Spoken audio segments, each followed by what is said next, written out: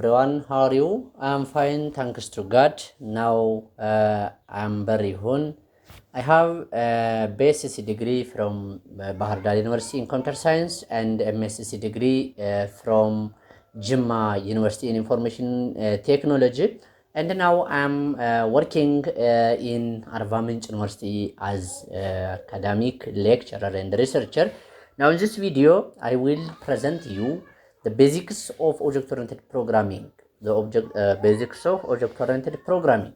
So before that, before defining what is object-oriented programming, it is better to define what is programming paradigm mean. What is programming paradigm mean? Okay, programming paradigm is a principle.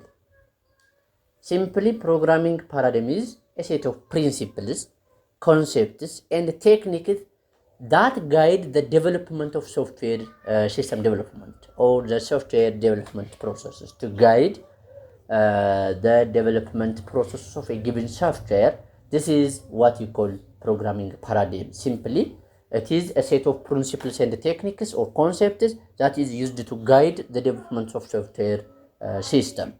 A program paradigm is all about different approaches used to find a software solution to the problem, or we can say that it is a method to solve a problem using tools and techniques that are available to us following some approaches.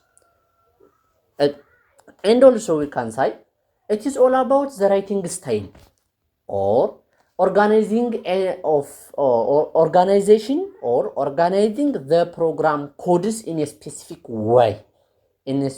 way, that the programmer may feel comfort, or easy to maintain, easy to debug, easy to write, easy to manipulate the source codes. This is the way of writing of a given source code, what you call programming paradigm. There are two basic or huge wings in programming paradigm. The two basic wings are imperative paradigm and declarative paradigm. So, under imperative paradigm, object-oriented programming languages the first come or the first out representative of this paradigm.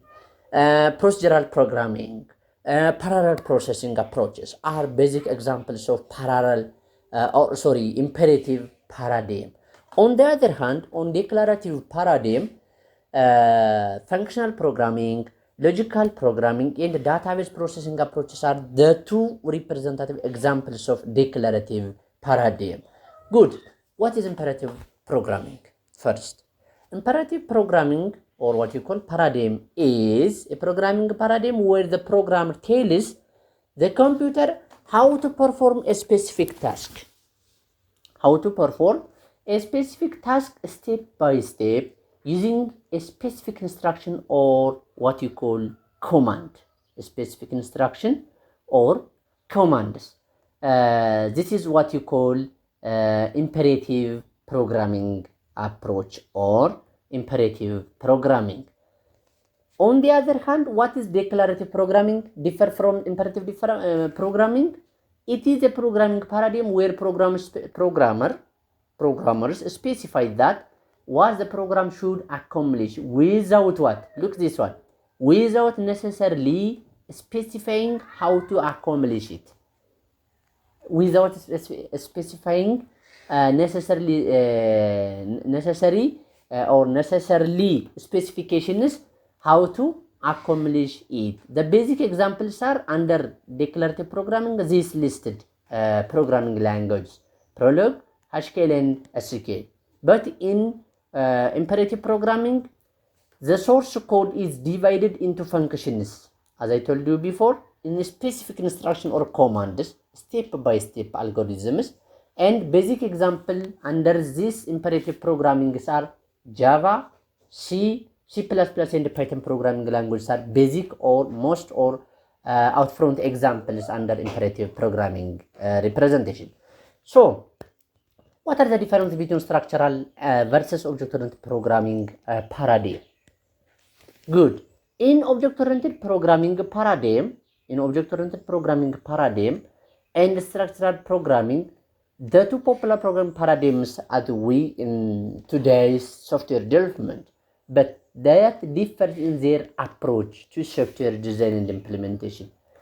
These two basic programming approaches or paradigms have their own different design and implementation techniques.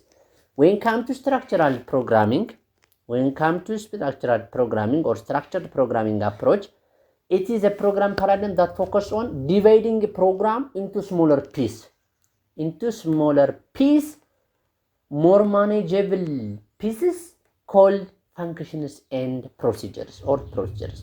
Is that we can say functions or procedures that only responsible to perform a specific tasks. For example, calculate the average of a given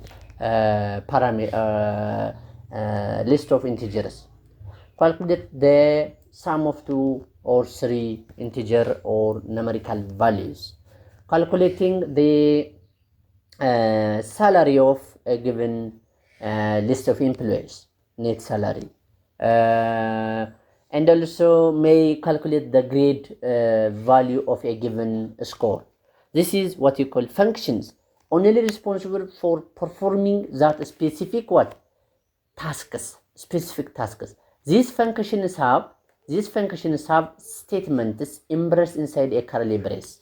Under a curly brace, there is a set of codes. But this code is only responsible specific tasks. What you call a structured programming approach or paradigm. Each of these functions perform a subtask. Each of these function performs a specific or subtasks. Usually, each function represents a specific functionality. As I told you before, only one task, responsible for one task. It is easier for programmers. These types or this approach is easier for programmers to test and debug the source code. It is easiest, but this can depend on the program. There is some advantage, but there is also some other disadvantages. As we know, everything have its own side effects. The important and the difficulty or the challenge. So in structured programming, the users can create their own or his own user-defined functions. You can create custom functions that is used to solve a given problem, specifically one task. This main function calls the other function. One function calls another function. One function calls another function. Because the custom function only responsible to solve a given or one task, but yet that task or that function may reused by another functions or called after somewhere. This control is passed to that function. After completing the function, the control passes back to the main program or to the main function or main menu. What you call a structured programming approach. In structural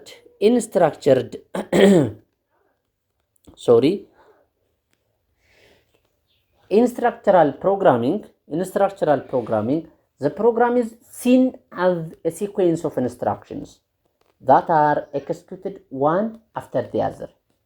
As we know, each function is organized or placed their own places and only performs specific problem or specific tasks only responsible, and that function is placed sequentially, and during the execution of the program, each function is executed one after the other based on their sequence and calling order.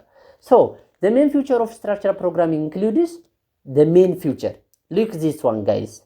The main feature of structural programming includes the first one is modularity of the source code. The second one is top-down design approach, from the top up to down design approach. And the third one is stepwise refinement. These three are the basic or main features of structural programming approach. Main features of structural programming approach. So, C programming language and Pascal are two programming languages in this example. In this example, basically, there are other programming languages, but the basic are C programming language and Pascal are the two programming language approaches. The two programming language approaches. So now, look this one. This is the main method. This is the main method of the program. Actually, this is a Java program, as you know. If you are new for Java programming, this is called Java programming language. And now, there have their own syntactical arrangements or places or keywords. Look, this one we call the main method signature.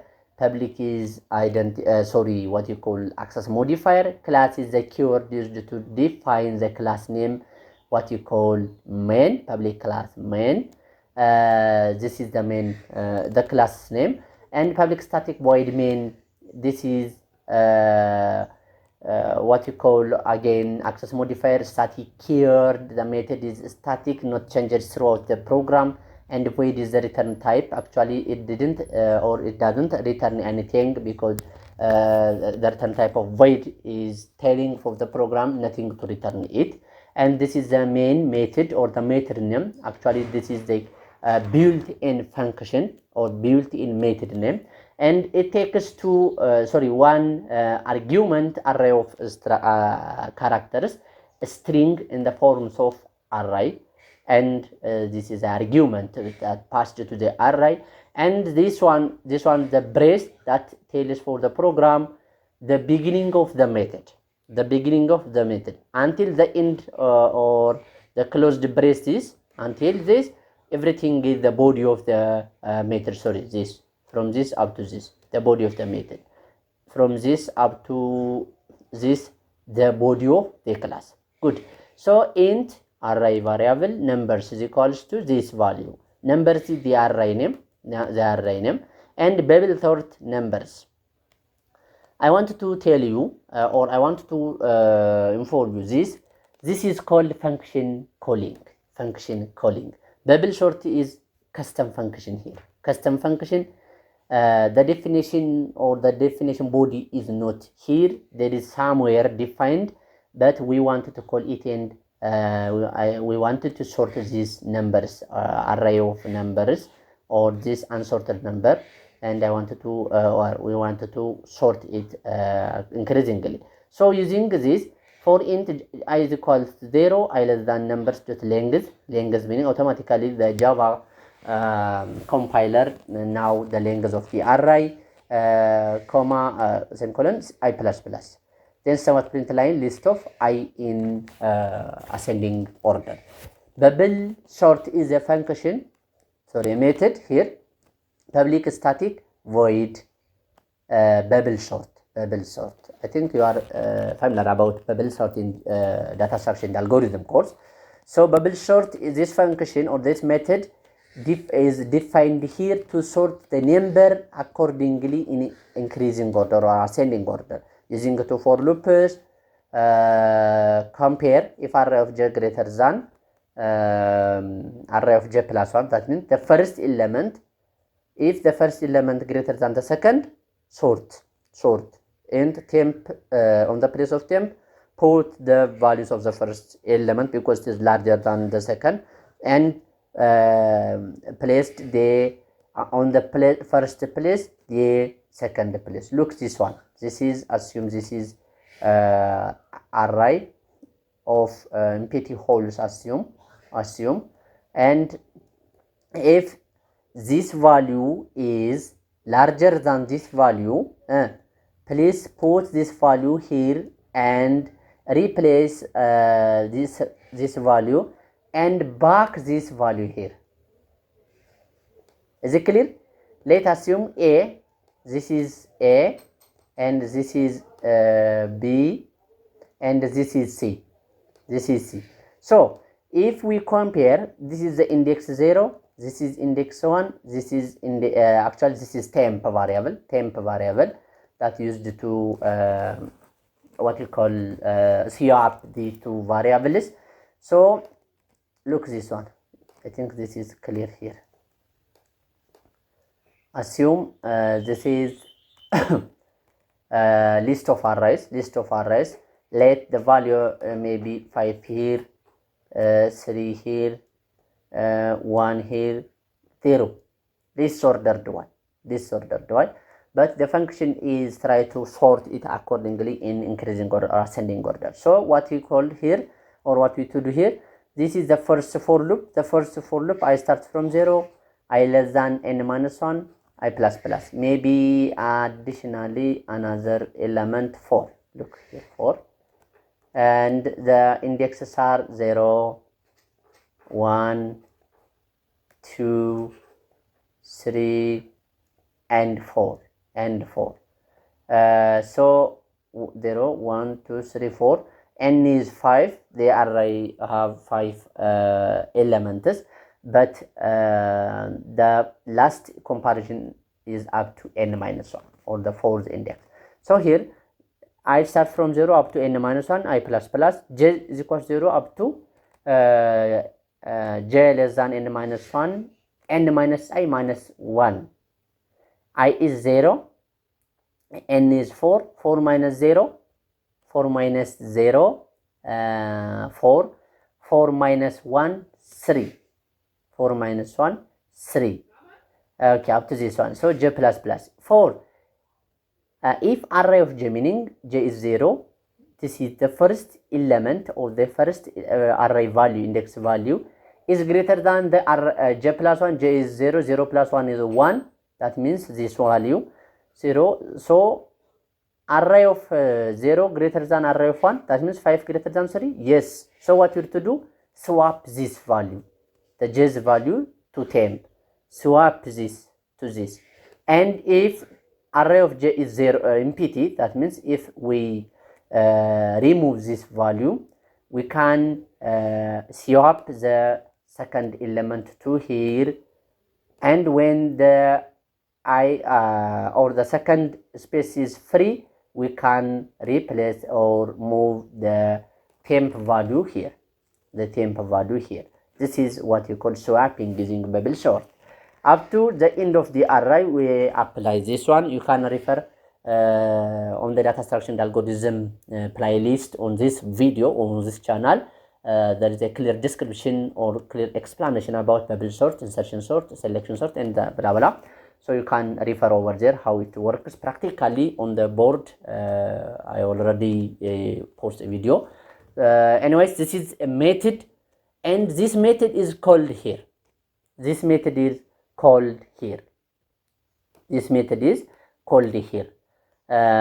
And in the main method, how the numbers is sorted didn't have any information about it, but only the bubble sort method is defined somewhere and responsible to perform or solve that problem. And when called anywhere, that function can responsible or solve the given problem. This is what you call structural programming approach. What is object-oriented programming? Object-oriented programming is a programming paradigm that focuses on modeling real-world entities. This is the basic or the clear definitions, I think, the clear definition about object-oriented programming. Modeling real-world entities as object and defining their property and behavior through the use of classes and methods. Look this one, guys. Representing real-world entities as object and define their properties and behaviors through class and methods. There is the relationship between or the interaction of properties and behaviors through objects of real-world representation or real-world entity, what you call object-oriented programming. An object contains data. Yes, an object contains data in the forms of what? Attribute or property, and the procedure what you call methods. or the behavior, what you call methods. This is what you call object-oriented programming. The relationship between what? Behavior and property, attribute and method. The representations of real-world entity is in the forms of what? Object. In the forms of object is called object-oriented programming approach or object-oriented programming. The main feature of object-oriented programming includes main feature. The main feature includes the first one is inheritance. The second one is encapsulation. The third one is polymorphism. And to make codes more reusable, modular, and maintainable. The main features of object-oriented programming are three.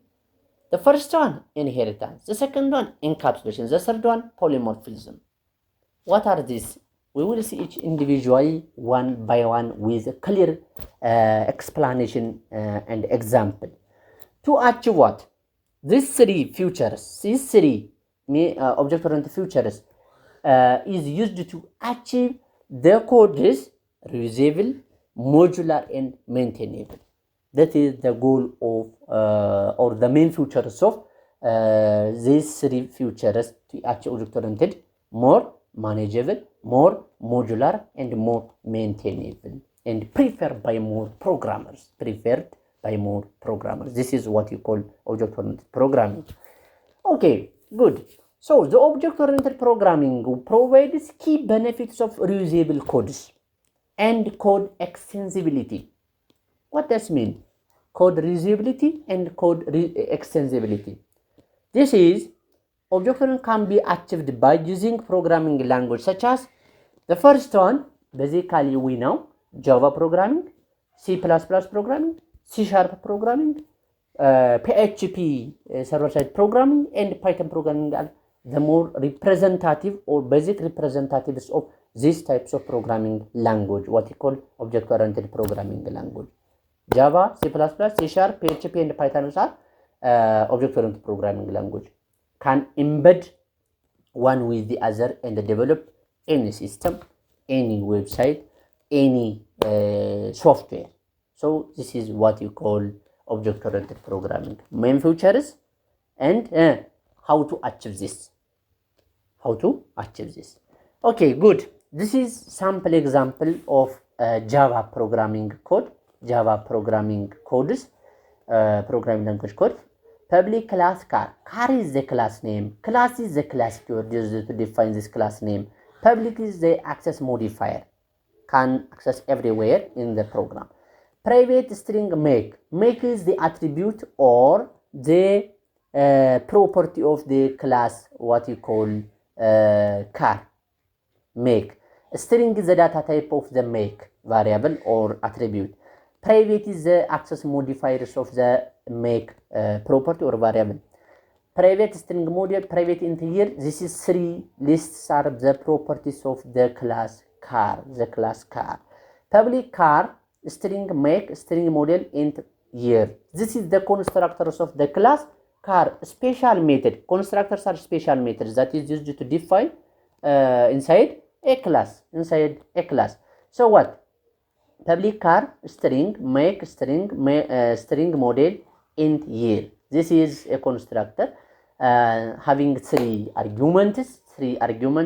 This dot make is equals to make, this dot model is equals to model, this dot year is equals to year. So public string get make, public string get model. For each property we can define setter and getter method. In order to accessible throughout the program of the class car. Public get year for all of the three properties of this car class. So public class main. This is the main method of the class car used to drive or run the class car in main method. Public static void main. Actually, public class main. Okay, this is external class that holds the runnable method of the main method. Look this one. And this is the main method that is used to call methods that is created inside another class. That is created in another class. Actually, we will see in detail. In coming videos or next video. What is getter method? What is setter method? What the purpose? How we define? How we call it? We will see it in detail in coming videos. Anyways, this is the why. Sorry, this is the why. How to call the methods defined in another class and call it on the derived method on the derived class. Here, car is the class. Car is the class name here, as you see. Car is the class name, and this is a class name. Car is a class name, and what we can create the object of the car. The object of the car using what? Car my car. This is the object created custom object of the car class. New car is equal to Honda Civic 2021. The car is a class that is called or used to call the constructor that having 3 attributes or 3 properties. Look this one. This car constructor have 3 properties or 3 arguments, and we call here.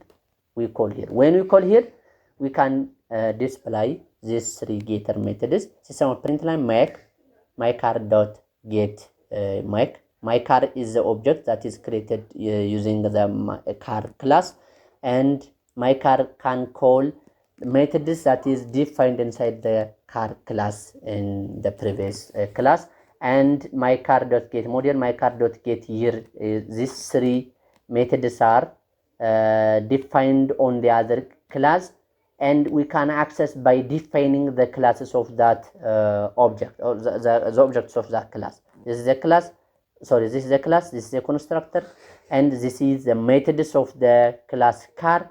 And to access these methods, the methods defined in this car class, we should create an object called my car and can access methods, variables inside the above class. This is what we call or how to call functions inside another class.